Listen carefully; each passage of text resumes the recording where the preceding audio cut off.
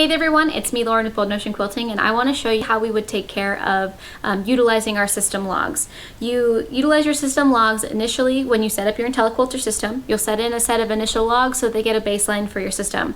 If somewhere down the road you end up having obstructions, or it starts stitching where it shouldn't be, or you have some kind of issue that you're not sure how to fix and you've gone through everything you can to troubleshoot, taking down these logs onto your Intelliquilter USB stick that comes pre-programmed and ready for your IQ, and then uploading them into the Intelliquilter.com website. That will help you get your logs to the Intelliquilter family, where they can take a look at them and tell you exactly what the error is that's happening and give you those tips and tricks to fix it and get you back up and running. So here is how you're going to take down your logs. First, you're going to turn on your Intelliquilter system. You're going to go to System, and you're going to go to Copy Logs to USB. Then you're going to take your USB stick, and where it is flashing red, you're going to plug that into where the arrow is flashing red. On my older style system, it's at the top. On a newer style system, it's going to be over here on the top port on the right hand side. For a Surface Pro style tablet, takes about a second. It tells you to insert the USB, does its thing, then it tells you to remove the USB drive and touch back. It already waited for the drive, it transferred the logs, it completed the transfer, and the file transfer is complete. So now that I'm done, I'm just going to take that out, and I'm going to hit the back function. You're now going to take these logs and you're going to go onto Intelliquilter.com, and you're going to submit these logs for review by Intelliquilter. And you're going to follow these easy steps. So we're going to go up to Intelliquilter.com. And once we are on the website, we're going to click on the word support on the left-hand menu.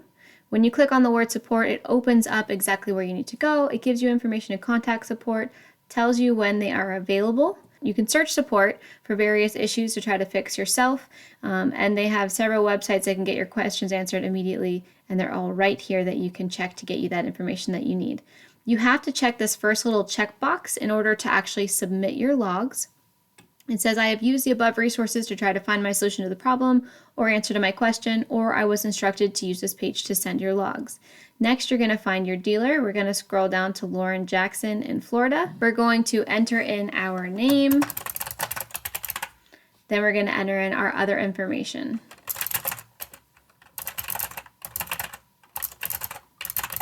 Okay? You have to actually put in real information for that to work.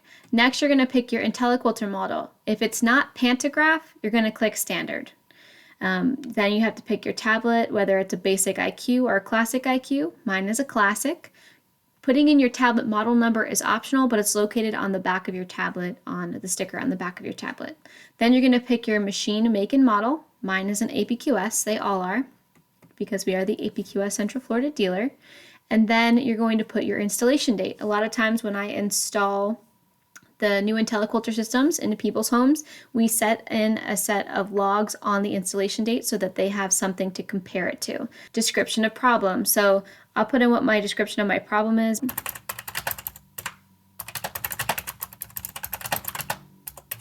Or you can type other things in here like, I'm getting obstruction errors all over the place, can't figure out what the problem is, please help.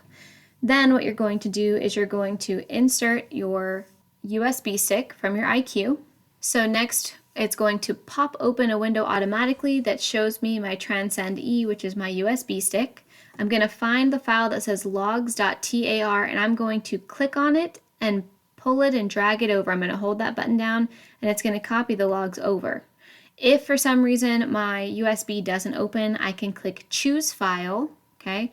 And I might be in a specific file format place. So let's go to Choose File, and then I'm going to find Transcend E, and then I'm going to click on logs.tar. It might also say USB, something of that nature. When I click on that, it's going to load it up. You're going to have to type in whatever this passcode is for the CAPTCHA.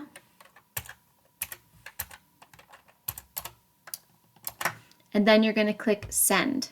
Once you click Send, this is going to send a copy of the logs to your dealer so that we know that you've put in a service request form. Once that's submitted and you've selected your dealer, keep in mind that whatever dealer you select, it's going to copy that dealer on the information so that they can stay up to date with the helpful tips and information that Intelliquilter is giving you to solve your problem. Thank you guys for watching this quick tutorial on how to download and upload your logs so that you can make sense of any kind of issues that you're having with your Intelliquilter system and get the help that you need from Intelliquilter directly. Again, I'm Lauren with Bold Notion Quilting. Please like and share this video so that way others can see it as well. Take care and happy quilting, y'all. Bye!